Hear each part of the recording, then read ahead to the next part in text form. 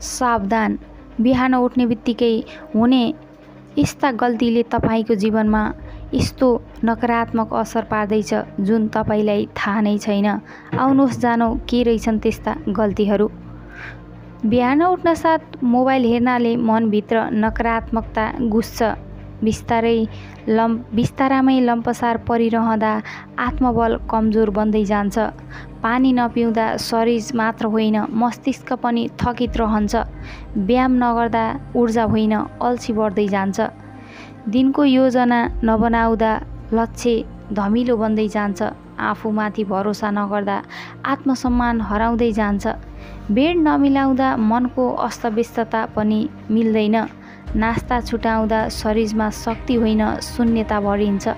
चिया कफीबाट सुरु गर्दा प्राकृतिक ऊर्जा छैन कृत्रिम जोस हुन्छ। धन्यवाद नदिँदा कृतज्ञता हराउँछ अनि सन्तुष्टि पनि। बिहान तपाईँले गर्ने यी ससाना गल्तीहरूले साना देखिए पनि बिस्तारै बिस्तारै तपाईँको मन, शरीर र जीवनको दिशा परिवर्तन गर्दैछ। जसरी बिहानको घामले दिनको उज्यालो निर्धारण गर्दछ त्यसरी नै तपाईँको बिहानको बानीले तपाईँको भाग्य लेख्दैछ। बिहान सुधार्नुहोस्, जिन्दगी आफै सुधारिन्छ।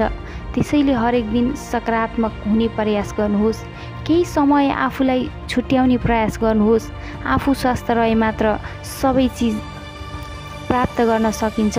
त्यसैले आफूलाई पनि केही समय छुट्याउनु पर्दछ।